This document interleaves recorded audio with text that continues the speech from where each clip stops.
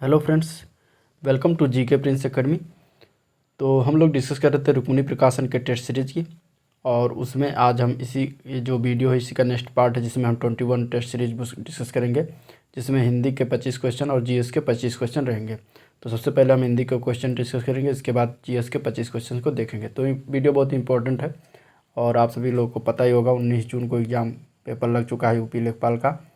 तो आप लोग के लिए जो है जितने भी क्वेश्चन आंसर अभी तक जो हुए हैं ग्रामीण परिवेश के, इसके 30 प्रैक्टिस सेट, वो सारे इंपॉर्टेंट आप लोग उसको भी देखिए। और साथ में इसका हम जो करा रहे हैं 30 प्रैक्टिस सेट इसमें है रुक्मिणी में, तो इसको हम पूरा कराएंगे। इसमें 21 आज हम देख रहे हैं, इसके बाद 4-5 दिनों में ये समाप्त कर देंगे। फिर यूथ पब्लिकेशन की जो रिफ्रेशर बुक आई है उसमें जो है चैप्टर वाइज जो चल रहा है वो चलेगा। उसमें 7 चैप्टर हो चुका है, उसका जो भी 5 या 6 चैप्टर बाकी है उसको भी हम करा देंगे जल्दी से, ठीक है। तो आपको अगर यूपी लेखपाल की परीक्षा दे रहे हैं इस बार, और अगर आपको ग्रामीण जानकारी या ग्रामीण परिवेश से संबंधित तो उसमें 25 क्वेश्चन जो पूछे जाने हैं उसके लिए मैंने जो है भरपूर तरीके से सारी चीज़ें कराई हुई हैं। आप लोग चैनल के पेज पर जाकर देख सकते हैं, ठीक है। थ्योरी है या फिर क्वेश्चन है वो सारे के सारे मैंने कराए हैं, तो देख लेंगे। तो 20 में जो है 25 में 20 प्लस नंबर तो आ ही जाएंगे। उसके साथ ही जो है अगर आप देखने के साथ साथ उसका नोट्स भी बनाते चलेंगे साथ में, ठीक है। तो चलिए वीडियो को स्टार्ट करते हैं। इसमें देखते हैं टोटल हिंदी के क्वेश्चन 25 और इसके बाद में जीएस के। तो सबसे पहले हिंदी की शुरुआत करते हैं। पहला क्वेश्चन है, रचना की दृष्टि से क्रिया के कितने भेद हैं। तो अगर हम इसके आंसर की बात करेंगे तो रचना की दृष्टि से क्रिया के 2 भेद होते हैं। आंसर इसका ये पार्ट सी हो जाएगा, 2 भेद होते हैं, ठीक है। जिस शब्द से किसी कार्य का होना या करना समझा जाए उसे क्रिया कहा जाता है, जैसे कि पढ़ना, सोना, जागना, जानना, ठीक है। ये सारी क्रिया होती हैं। और रचना की दृष्टि से क्रिया 2 भेद होते हैं, एक होता है ऋण क्रिया और दूसरा होता है यौगिक क्रिया, ठीक है। तो ये बातें होगी। अब अगला क्वेश्चन देखते हैं, सप्तर्षि का संधि विच्छेद बताना है। तो सप्तर्षि का संधि विच्छेद अगर हम करेंगे तो इसका होता है सप्त प्लस ऋषि, यानी कि जो सी पार्ट में दिया गया है सप्त प्लस ऋषि, ये इसका जो है संधि विच्छेद हो जाएगा, ठीक है। नेक्स्ट क्वेश्चन दिया गया है, दिग्दाही से झूम उठे या जल भरे उठे क्षितिज तट के, इसमें अलंकार बताना कौन सा है। देखिए नए सिलेबस में लेखपाल में अलंकार शब्द नहीं दिया गया है, अलंकार नहीं दिया गया है। हालांकि इसमें जो है रुक्मिणी प्रकाशन ने पिछले प्रीवियस ईयर्स जो यूपी ट्रिपल एससी कराई है उससे संबंधित को देखते हुए इसमें एक क्वेश्चन अलंकार या 2 क्वेश्चन अलंकार का भी डाला हुआ, तो इसको भी देख लेते हैं। अगर इसमें अलंकार की बात करेंगे तो अलंकार इसमें सही हो जाएगा उपमा अलंकार। इसमें कौन सा अलंकार है, उपमा अलंकार। उपमा अलंकार की परिभाषा की बात करें तो जो किन्हीं 2 वस्तुओं के गुण, आकृति, स्वभाव आदि में समानता दिखाई जाती है तो वहाँ पे जो है उपमा अलंकार होता है, ठीक है। अगला क्वेश्चन है, ये अथाह पानी रखता है, यह सूखा का सा गात्र, इसमें जो है कौन सा अलंकार है ये बताना है। तो इसके आंसर की बात करेंगे तो इसका आंसर हो जाएगा विरोधाभास। इसमें विरोधाभास अलंकार बताया गया, ठीक है, क्योंकि यहाँ पे पानी की बात करता है, इसके बाद यहाँ पे सूखा की बात करता है, तो ये दोनों एक दूसरे के विरोधाभास में आते हैं, तो यहाँ पे विरोधाभास अलंकार का ये उदाहरण हो जाएगा, ठीक है। नेक्स्ट क्वेश्चन देखते हैं, क्वेश्चन नंबर 5 है, संधि विच्छेद का सही विकल्प इसमें से चुनना है। लघुर्म का संधि विच्छेद क्या होगा ये बताना है, ठीक है। तो लघुर्म का संधि विच्छेद अगर हम करेंगे तो लघु प्लस ऊर्म इसका संधि विच्छेद बनेगा, यानी कि सी पार्ट जो दिया गया है ये सही हो जाएगा, ठीक है। इसके बाद युक्त का तद्भव शब्द क्या है ये बताना है। तो युक्त एक तत्सम शब्द है, इसका तद्भव शब्द होता है जुगत, ठीक है। आंसर क्या हो जाएगा, ए पार्ट हो जाएगा। जुगत शब्द जो होता है वो युक्त का तद्भव शब्द होता है, ठीक है। अगला क्वेश्चन में जब का तत्सम शब्द बताना है। तो जब का तत्सम शब्द होता है यदा, ठीक है। जब का तत्सम शब्द क्या होता है, यदा। तो यदा इसका आंसर यानी कि सी पार्ट से हो जाएगा। यदा जो है तत्सम शब्द होता है जब का, ठीक है। नेक्स्ट क्वेश्चन की बात करते हैं, क्वेश्चन नंबर 8। क्वेश्चन नंबर 8 है, महात्मा शब्द में कौन सा समास है। तो महात्मा शब्द में अगर हम समास की बात करेंगे तो इसमें आएगा कर्मधारय समास, ठीक है। आंसर क्या हो जाएगा, सी पार्ट हो जाएगा कर्मधारय समास, जिसका पहला पद विशेषण होता है और दूसरा पद जो है विशेष होता है, अथवा एक पद उपमान तथा दूसरा पद उपमेय होता है, वहाँ पे जो है कर्मधारय समास होता है। तो महात्मा में जो है महान है जो आत्मा इसमें, ठीक है। अगर हम देखा जाए तो आत्मा का विशेषण क्या बताया जा रहा है कि महान है, तो यहाँ पे विशेषण हो जाएगा महान और विशेष हो जाएगा आत्मा। तो इस तरीके से यहाँ पे क्या कौन सा समास हो जाएगा, कर्मधारय समास हो जाएगा, ठीक है। तो आंसर इसका सी पार्ट हो जाएगा। नेक्स्ट क्वेश्चन देखते हैं, रिक्त स्थानों को भरने के लिए उपयुक्त शब्द का चयन करना। इसमें से पढ़ लो डैश सो जाओगे। इसमें भरना है कि क्या भर दें कि ये वाक्य पूरा हो जाए। तो पूरे प्रश्न को पढ़ने से यह स्पष्ट है कि ना तो विपरीत अर्थ देने वाले वाक्य को जोड़ना है और ना ही कारण और परिणाम को। इसके विपरीत वहाँ यहाँ दो विकल्पों की बात की जा रही है, पढ़ना या सोना। ठीक है, तो इसमें अगर हम आंसर की बात करेंगे तो सी पार्ट इसमें हम भर देंगे, या पढ़ लो या सो जाओ। ठीक है, आंसर इसमें क्या हो जाएगा, सी पार्ट हो जाएगा। अगला क्वेश्चन है क्वेश्चन नंबर 10, दिए गए वाक्य का वो भाग याद करें जिसमें कोई त्रुटि दी गई है, कोई गलती दी गई है। तो इसमें अगर हम पढ़ते हैं तो आज मैं आपके दर्शन करके धन्यता हो गया। इसमें बताना कि कहाँ पे गलती की गई है। तो अगर हम गलती की बात करें तो धन्यता जो लिखा हुआ करके धन्यता, यहाँ पे गलती की गई, ए पार्ट इसका सही हो जाएगा। ठीक है, धन्यता यहाँ पे नहीं होना, धन्यता के स्थान पर अगर धन्य लिखा होता तो ये सही माना जाता। तो गलती कहाँ पर है, ए पार्ट में गलती है। अगला क्वेश्चन देखते हैं, रिक्त स्थान को भरने के लिए उपयुक्त शब्द का चयन करना है। हम साथ पूर्ण सहयोग करेंगे। इसमें भरना है कि बीच में जो है हम के बाद क्या भर दें कि ये वाक्य पूर्ण हो जाए। तो अगर हम इसमें अगर हम आंसर की बात करते हैं तो आंसर इसका हो जाएगा आपके। ठीक है, हम आपके साथ पूर्ण सहयोग करेंगे। इस तरीके से आपके भरने के साथ ये वाक्य जो है पूर्ण बन जाता है। आंसर क्या हो जाएगा, आपके। नेक्स्ट क्वेश्चन है, दिए गए वाक्यांश के लिए एक शब्द बताना है। मेहनत करने वाला, इसको हम एक शब्द में क्या कहेंगे ये बताना है। तो मेहनत करने वाले को कहते हैं एक शब्द में कर्मठ। ठीक है, आंसर जो डी पार्ट में दिया गया है यही आंसर हो जाएगा, कर्मठ। कर्मठ को हम कहते हैं मेहनत करने वाला। काम चोर को कहा जाता है काम से जी चुराने वाला। ठीक है, इसके बाद आलसी की बात करें तो उसको कहा जाएगा, इसका अर्थ होता है काम ना करने वाला। ठीक है, यानी कि शिथिल। मेहनताना जो होता है मेहनत के बदले दी गई मजदूरी को मेहनताना कहते हैं। इस शब्द का जो है मेहनत करने वाले का आंसर हो जाएगा कर्मठ। नेक्स्ट क्वेश्चन है, दिए गए वाक्य में रेखांकित खंड को प्रतिस्थापित करने के लिए उपयुक्त विकल्प का चयन करना है। जीवन के इस पड़ाव पर आकर उसके व्यवहार में ठहराव सी आ गई है। यहाँ पे जो है रेखांकित वाक्य है, तो इसको हम किससे जो है इसका हम क्या कहते हैं कि चेंज कर सकते हैं या बदल सकते हैं। तो आ गया ठहराव शब्द जो होता है वो पुल्लिंग है और इसलिए यहाँ पे आ गई है प्रयोग नहीं किया जाएगा, यहाँ पे आ गया प्रयोग किया जाएगा। तो आंसर क्या हो जाएगा, बी पार्ट हो जाएगा। ठीक है, ठहराव आ गया है। ठीक है, नेक्स्ट क्वेश्चन है, दिए गए शब्द के पर्यायवाची शब्द का चयन करने। तो इसमें रात्रि शब्द जो है, रात्रि शब्द का पर्यायवाची चयन शब्द बताना क्या होगा। तो रात्रि शब्द का पर्यायवाची शब्द होता है रात, निशा, निस्तम और रजनी। ठीक है, तो इसमें अगर हम डी पार्ट देखते हैं तो रजनी जो है इसका पर्यायवाची शब्द हो जाएगा रात का। ठीक है, अगले क्वेश्चन में उपयुक्त शब्द का चयन करना है। स्वस्थ शरीर में स्वस्थ मन का क्या होता है ये बताना है, बीच में गैप है इसको भरना है। तो स्वस्थ शरीर में स्वस्थ मन का वास होता है, निवास होता है। तो आंसर इसमें डी पार्ट जो निवास दिया गया यहाँ पे अगर हम भर देंगे तो इस वाक्य को ये पूरा कर देता है। तो आंसर इसका डी पार्ट से हो जाएगा निवास। ठीक है, नेक्स्ट क्वेश्चन है, निम्नलिखित में से उस विकल्प का चयन करना है जो दूर के ढोल सुहावन मुहावरे का अर्थ व्यक्त करता है। ठीक है, दूर के ढोल सुहावन, इस मुहावरे का अर्थ क्या होगा इसमें ये बताना है। तो अगर हम इसको आंसर की बात करेंगे तो हो जाएगा दूर की वस्तुएं अच्छा लगना। ये बी पार्ट में जो दिया गया है दूर की वस्तुएं अच्छा लगना, इसका अर्थ होता है इस मुहावरे का। ठीक है, अगला क्वेश्चन देखते हैं। तो वाक्य में त्रुटि बताना है। जब धन की आवश्यकता होती है तब किसी से उधार मांगने की नौबत आ जाती है। इसमें बताना है कहाँ पे त्रुटि की गई है। ठीक है, तो उधार मांगने की नौबत आ सकती है, न कि आ जाती है। ये यहाँ पे जो आ जाती है ये गलत हो जाएगा। उधार मांगने की नौबत आ सकती है अगर होता है तो यहाँ पे सही हो जाता है। तो आंसर कहाँ पे, ए पार्ट में गलत हो जाए, यही आंसर आपका हो जाएगा ए पार्ट। ठीक है, अगले क्वेश्चन में पर्यायवाची शब्द बताना है सरस्वती का। सरस्वती का पर्यायवाची शब्द क्या क्या होता है। सरस्वती का पर्यायवाची शब्द होता है शारदा, गिरा, भारती, वीणा, पहाड़ी। ठीक है, तो इसमें देखिए ए पार्ट में जो दिया गया है ये सरस्वती शब्द का पर्यायवाची है। आंसर इसका ए पार्ट हो जाएगा। ठीक है, रिक्त स्थान को भरने के लिए उपयुक्त शब्द का चयन करना है। इस बात से डैश क्या, अब इसमें हमें भरना है कि ये वाक्य जो है पूर्ण हो जाए। तो इस बात से मुझे क्या लेना, तो आंसर इसमें ए पार्ट हो जाएगा। यहाँ पे मुझे भरेंगे तो ये वाक्य पूर्ण कर देगा। ठीक है, अगला क्वेश्चन है, विलोम शब्द चुनना है। आस्था शब्द का विलोम क्या होगा। तो आस्था शब्द का विलोम होता है अनास्था। इसमें जो डी पार्ट दिया गया यही आंसर हो जाएगा अनास्था। ठीक है, आस्था का विलोम अनास्था।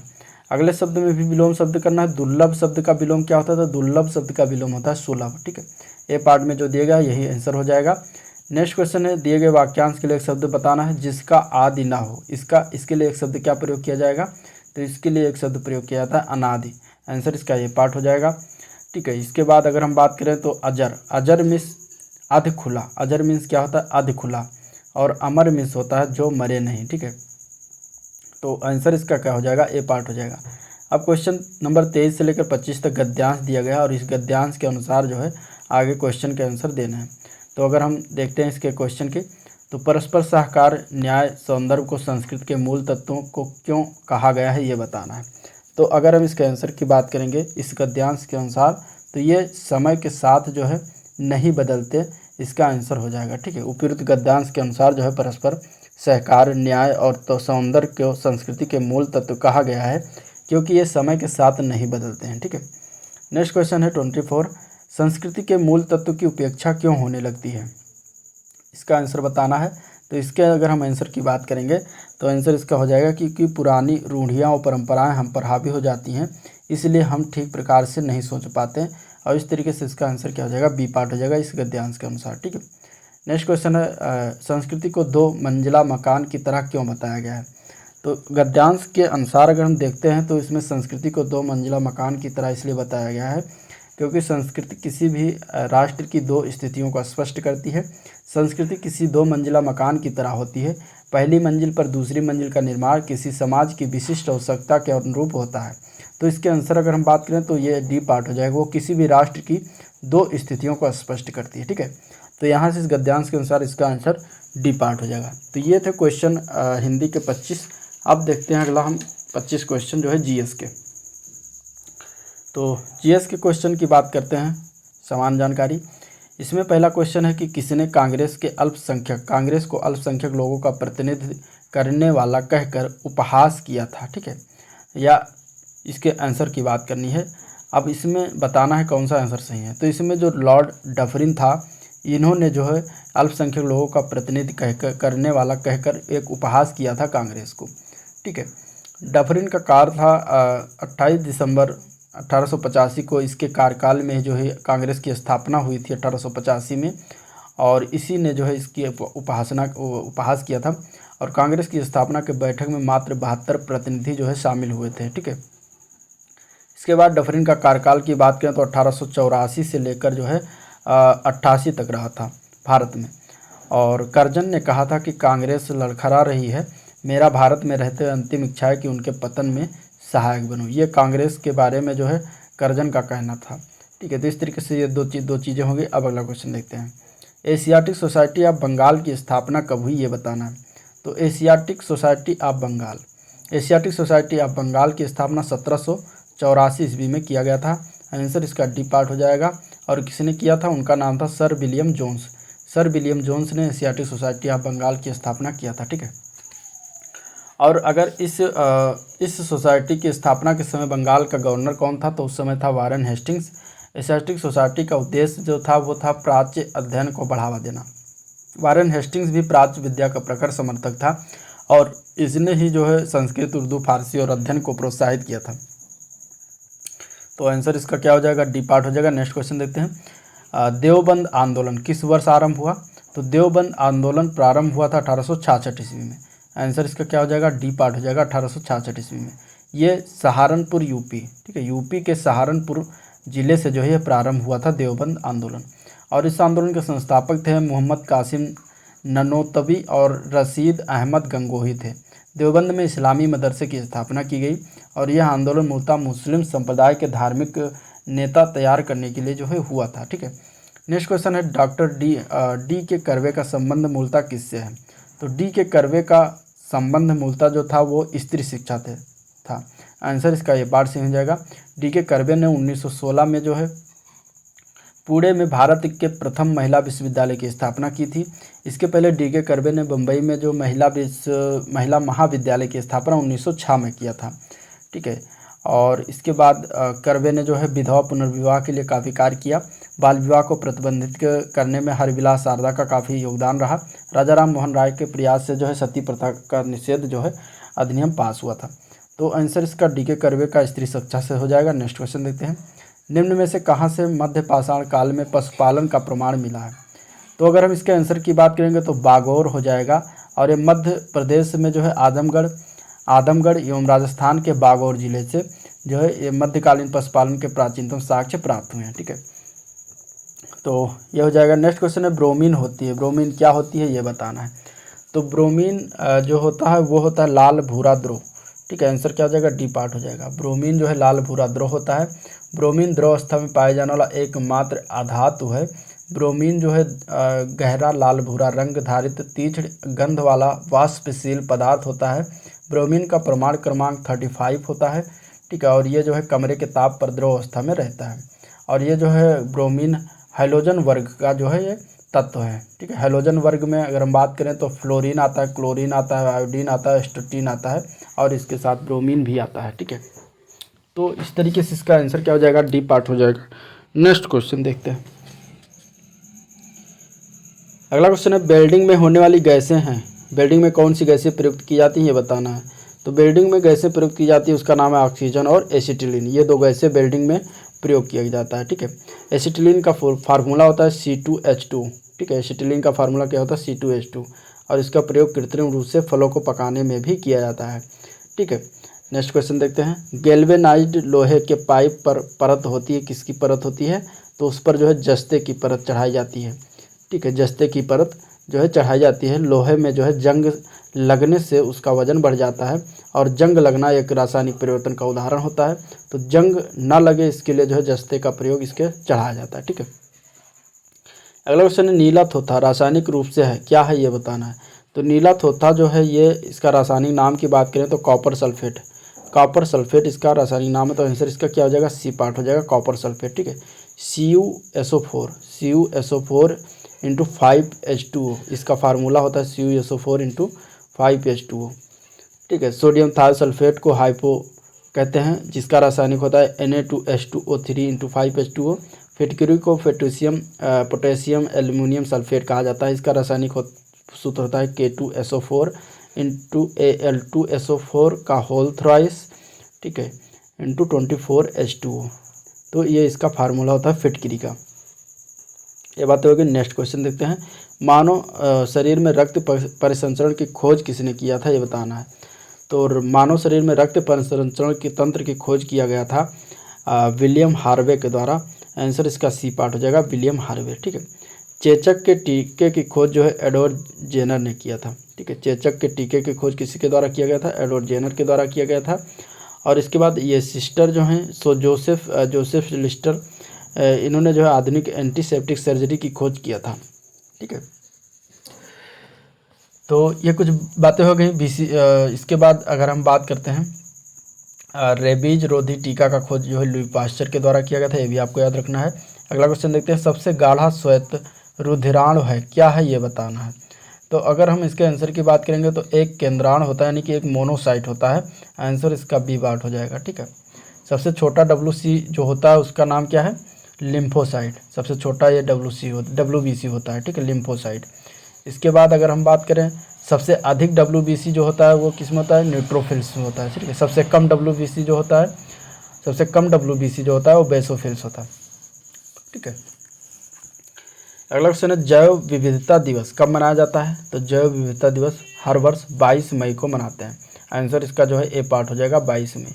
विश्व मधुमेह दिवस जो है 27 जून को मनाया जाता है। मधुमेह दिवस कब मनाया जाता है, 27 जून को विश्व मधुमेह दिवस। ठीक है, 28 फरवरी को जो है राष्ट्रीय विज्ञान दिवस मनाते हैं और 30 जनवरी को जो है शहीद दिवस मनाया जाता है। ठीक है, शहीद दिवस। तो ये बातें होगी। नेक्स्ट क्वेश्चन देखते हैं। अगला क्वेश्चन है कील नहर जो है किसे जोड़ती है ये बताना है। तो कील नहर जो है बाल्टिक सागर और उत्तर सागर को जोड़ती है। आंसर इसका क्या हो जाएगा, ए पार्ट हो जाएगा, बाल्टिक सागर और उत्तर सागर। ठीक है, बाल्टिक सागर, कील नहर कहाँ पर है ये भी जानना जरूरी। तो ये जर्मनी देश में स्थित है, जर्मनी देश में है। और लाल सागर और भूमध्य सागर को जोड़ने वाली स्वेज नहर जो है जिसका निर्माण 1869 में हुआ था। स्वेज नहर का राष्ट्रीयकरण कर्नल नासिर ने किया था। मिस्र में स्थित स्वेज नहर जो है दुनिया की सबसे लंबी नहर है। ठीक है, अगला क्वेश्चन देखते हैं। ये डिवाइस वो डिवाइस है जो किसी कंप्यूटर पर जानकारी प्रस्तुत करने में सक्षम है, उसका नाम क्या है।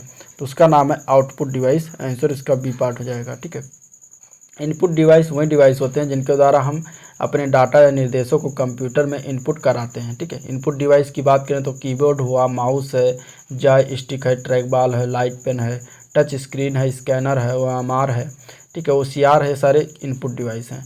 आउटपुट डिवाइस में मॉनिटर है, प्रिंटर है, प्लॉटर है, प्रोजेक्टर है, स्पीकर है, ईयरफोन है, ये सारे आउटपुट डिवाइस के अंतर्गत आते हैं, ठीक है। अगला क्वेश्चन नंबर 65, कौन सा वक्र जो है बेरोजगारी व मुद्रास्फीति दर के बीच के संबंध को बताता है? तो ये वक्र होता है फिलिप्स वक्र, ठीक है। कौन सा वक्र होता है? फिलिप्स वक्र। आपको इतना ही याद करना है कि फिलिप्स कर्व जो होता है वो बेरोजगारी और मुद्रास्फीति दर के बीच के संबंध को दर्शाता है, ठीक है। अगला क्वेश्चन देखते हैं, RBI द्वारा CRR कम करने से क्या होगा? तो CRR कम करने से अगर RBI कम करता है तो क्या होता है? ऋण का सृजन बढ़ता है, ठीक है। इंक्रीज क्रेडिट क्रिएशन बढ़ता है। आंसर इसका ये पार्ट हो जाएगा, ठीक है। RBI द्वारा जो है मौद्रिक नीति का प्रभाव जो है बाजार की तरलता पर पड़ता है। मौद्रिक नीति द्वारा जब बैंक दर, रेपो दर, CRR, SLR आदि की दर बढ़ाया जाता है तो साख जो है संकुचित होती है, यानी सिकुड़ती है, और इससे बाजार में तरलता में कमी आती है, ठीक है। जब RBI मौद्रिक नीति में कटौती की जाती है RBI द्वारा तो बाजार में तरलता में वृद्धि होती है। आंसर इसका ये पार्ट हो जाएगा। नेक्स्ट क्वेश्चन देखते हैं, दल बदल निरोधक अधिनियम किस तिथि को पारित हुआ? दल बदल निरोधक अधिनियम जो है यह पारित हुआ था 15 फरवरी 1985 को। आंसर इसका बी पार्ट हो जाएगा। 52वां संविधान संशोधन हुआ था। दल विधेयक जो दल बदल विधेयक था उस कानून को पास किया गया 15 मार्च 1985 को। इस कानून को लागू कर दिया गया था, ठीक है। तो 51वां संविधान संशोधन के द्वारा जो है दल बदल कानून में जो है परिवर्तन भी किया गया था। नेक्स्ट क्वेश्चन है, संविधान की प्रस्तावना के संबंध में कौन सा कथन गलत है ये बताना है। तो वो कथन अगर हम बात करेंगे तो उस कथन हो जाता है ये सी पार्ट, इसका संशोधन नहीं किया जा सकता, ये गलत है, ठीक है। और यही हमारा आंसर हो जाएगा, ठीक है। प्रस्तावना के संबंध में ये गलत है क्योंकि केशवानंद भारतीय विवाद जब 1973 में हो तो सर्वोच्च न्यायालय ने यह स्पष्ट निर्णय दिया था कि प्रस्तावना संविधान का अंग है और संसद इसमें संशोधन भी कर सकता है, तो इसलिए यह कथन इसके पक्ष में जो है गलत है। बाकी तीनों सही है, ठीक है। नेक्स्ट क्वेश्चन है, संसद राज्य सूची के विषय पर भी कानून बना सकती है और ये किस लिए करेगी? अंतर्राष्ट्रीय समझौते के प्रभावी बनाने हेतु या संबंधित राज्य की सहमति से या फिर राज्यसभा के प्रस्ताव से या फिर संसद सदस्य के कभी भी। तो इसमें बताना है कौन सा आंसर सही हो जाएगा। तो आंसर अगर हम बात करें तो इसमें संसद स्वेच्छा से कभी भी इसमें जो है कानून नहीं बना सकती। संसद जो है राज्य सूची के विषय पर भी कानून नहीं बना सकती है, यह संसद स्वेच्छा से कभी भी, इसका आंसर सही हो जाएगा, ठीक है। अब अगर इनके डिटेल में बात करते हैं तो संवैधानिक प्रावधान के आधार पर अनुच्छेद 253 जो है अंतर्राष्ट्रीय समझौतों को प्रभावी बनाने से होता है और अनुच्छेद 252 संबंधित राज्य की सहमति से संसद कानून बना सकते हैं। अनुच्छेद 357 राज्य में राष्ट्रपति शासन लागू करने की अवस्था में संसद राज्य विधायी से संबंधित कानून बना सकते हैं, ठीक है। अनुच्छेद 249 राष्ट्रीय हित में जब राज्यसभा 2/3 बहुमत से संकल्प प्रस्ताव पारित कर दे तो संसद राज्य सूची के विषय पर भी कानून बना सकती है। अगला क्वेश्चन देखते हैं, तो सूची 1 से सूची 2 को मिलान करना है। पर्वतीय दर्रा दिया गया है और उससे संबंधित राज्य दिया गया है। तो माना दर्रा जो है ये कहाँ, किस राज्य में, ये बताना। तो माना दर्रा जो है ये कहाँ पर है? तो ये उत्तराखंड राज्य में स्थित है। आंसर इसका ए का 4 हो जाएगा। नाथुल्ला दर्रा जो है ये सिक्किम राज्य में स्थित है, तो इसका 1 हो जाएगा। जोजिला दर्रा जो है ये कहाँ पर स्थित है? ये जम्मू कश्मीर में स्थित है, इसका 2 हो जाएगा। सिपकीला दर्रा हिमाचल प्रदेश में स्थित है, ठीक है। तो इस तरीके से इसमें मिलान करना था पर्वतीय दर्रा और राज्य में। नेक्स्ट क्वेश्चन देखते हैं। अगला क्वेश्चन है, भारत के पश्चिमी तटीय मैदान के उत्तरी भाग को जिस अन्य नाम से भी जाना जाता है वो कौन सा, ये बताना है। तो भारत के पश्चिमी तटीय मैदान के उत्तरी भाग को जो है कोंकण नाम से जाना जाता है। किस नाम से जानते हैं? कोंकण नाम से। तो आंसर इसका सी पार्ट हो जाएगा। कोंकण तट का विस्तार जो है गुजरात से लेकर गोवा तक है। गुजरात से लेकर गोवा तक इसका विस्तार होता है। गोवा से कन्याकुमारी तक के तटीय मैदान को मालाबार तट कहा जाता है, ठीक है। इसके बाद पूर्वी घाट के उत्तरी सरकार और दक्षिणी भाग को जो है कोरोमंडल तट कहा जाता है, ठीक है। पश्चिमी तटीय मैदान की तुलना में पूर्वी तटीय मैदान का विस्तार जो है अधिक चौड़ा होता है। तो इस तरीके से आंसर इसका सी पार्ट हो जाएगा। नेक्स्ट क्वेश्चन देखते हैं। MS एक्सेल में चार्ट बनाने का कौन सा विकल्प सही होता है? तो वो विकल्प होता है इंसर्ट चार्ट। आंसर क्या हो जाएगा? बी पार्ट हो जाएगा, इंसर्ट चार्ट, ठीक है। तो इंसर्ट चार्ट जो होता है उसमें क्या किया जाता है? विकल्प जो है चार्ट बनाने का प्रयोग किया जाता है। नेक्स्ट क्वेश्चन है, भारतीय प्रायद्वीप में सबसे ऊंची चोटी कौन सी है? यानी कि साउथ भारत में अगर बात करते हैं, दक्षिणी भारत में, तो प्रायद्वीपीय भारत में की सबसे ऊंची चोटी का नाम है अनाई, ठीक है, अनाई नाम है। आंसर इसका बी पार्ट हो जाएगा, अनाई, ठीक है। अन्नामलाई की पहाड़ी पर स्थित दक्षिण भारत की सबसे ऊंची चोटी है अनाई, 2695 मीटर ऊंची है, ठीक है, 2695 मीटर ऊंची है। दक्षिण भारत की दूसरी सबसे ऊंची चोटी का नाम है दद्दा बेट्टा, जो कि नीलगिरी की पहाड़ी यानी कि तमिलनाडु पर स्थित है। महाबलेश्वर जो है पश्चिमी घाट पर्वत में स्थित है, और उटकमंड नीलगिरी की पहाड़ियों पर स्थित है, ठीक है। नेक्स्ट क्वेश्चन देखते हैं। तो माइक्रो कंप्यूटर की इंटरनल मेमोरी कितनी होती है, ये बताना है। तो माइक्रो कंप्यूटर की इंटरनल मेमोरी जो होती है वो 256 KB के आसपास होती है। आंसर इसका डी पार्ट हो जाएगा, 256 KB, ठीक है। और माइक्रो कंप्यूटर की 256 या 250 की KB, मिनी कंप्यूटर 256 से लेकर 80 MB तक। मेन फ्रेम कंप्यूटर होता है उसका जो है अगर क्षमता की बात करें इंटरनल मेमोरी तो 10 MB से 128 MB। सुपर कंप्यूटर की 52 MB से 512 MB तक इसकी जो है क्षमता होती है, ठीक है। नेक्स्ट क्वेश्चन है, 8 अगस्त 2021 को भारत छोड़ो आंदोलन की कौन सी वर्षगांठ मनाई गई। तो वो वर्षगांठ जो मनाई गई है वो है 79वीं वर्षगांठ। आंसर क्या हो जाएगा, सी पार्ट हो जाएगा, 79वीं वर्षगांठ जो है वो मनाई गई 8 अगस्त 2021 को। तो इस तरीके से ये था ओवरऑल क्वेश्चन। टोटल 50 क्वेश्चन था जिसका हम लोगों ने डिस्कशन किया। अगर वीडियो पसंद आया तो लाइक करिएगा, चैनल को सब्सक्राइब करिएगा, साथ में अपने दोस्तों में ज़्यादा से ज़्यादा शेयर भी करिएगा, ठीक है। और मिलते हैं नेक्स्ट वीडियो में। आप लोग तैयारी करते रहे, तब तक के लिए थैंक यू।